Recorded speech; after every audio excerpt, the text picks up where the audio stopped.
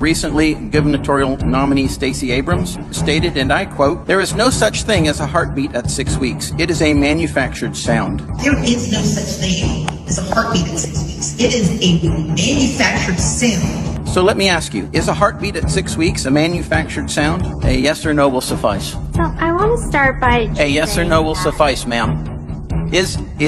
Do I need to repeat the question? I'd love to answer your question, but like so many things in medicine, it's complex. I don't believe it's complex, ma'am. It's a pretty simple question. Yes or no? Again, I'd love to answer your question. I need a little bit of time to do so because... Okay, all right.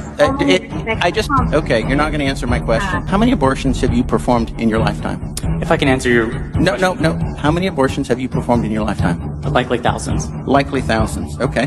Dr. Bhavik Kumar normally performs between 20 to 30 abortions a day. You said, quote, "Abortion bans are inherently racist, inherently classist, and fundamentally part of the white supremacy agenda." How do you rationalize working for Planned Parenthood, an organization founded by Margaret Sanger? Margaret Sanger's entire focus was to decimate communities of color through abortion to eliminate their future generations. So as a doctor yourself, do you believe you have terminated enough unborn babies to justify Margaret Sanger's beliefs and your continuance of her legacy? This is unconscionable. This is inexcusable. I'm thankful it is now criminal, and I look forward to the day when life is again respected across our entire nation. I'd like to ask for unanimous consent to submit a copy of the United States Constitution, which does not, and I repeat, does not include a constitutional right to abortion. The word abortion doesn't even exist in it.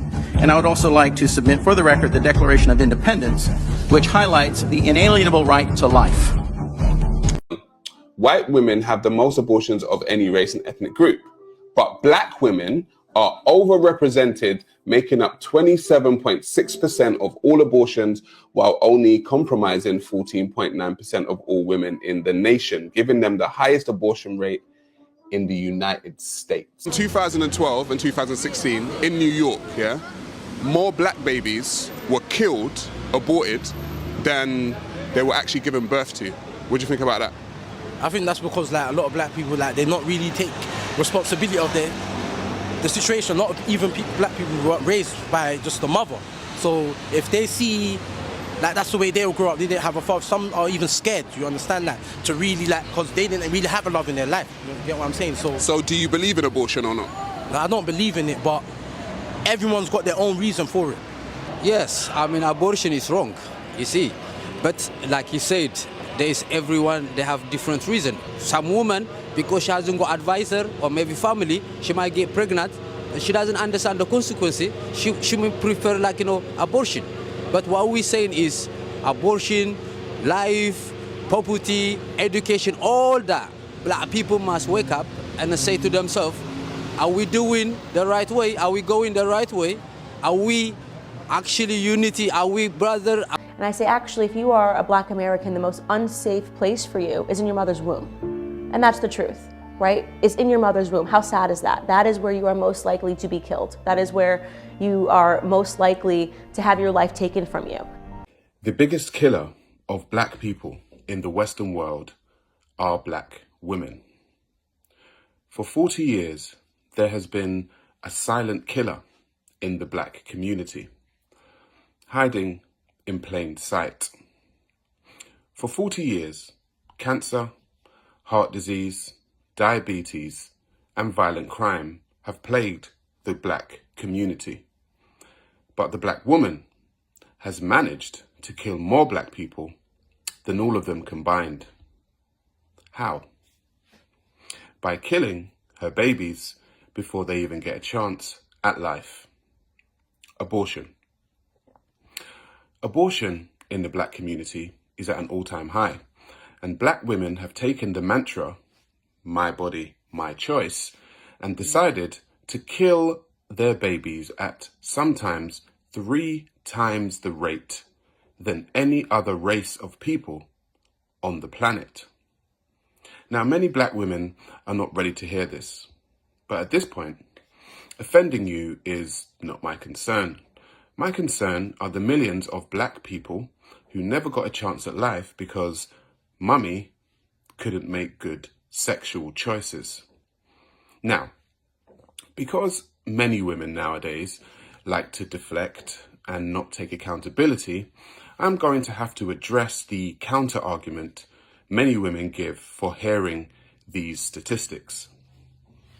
What about the women who were raped and molested? Should they keep the baby of a rapist?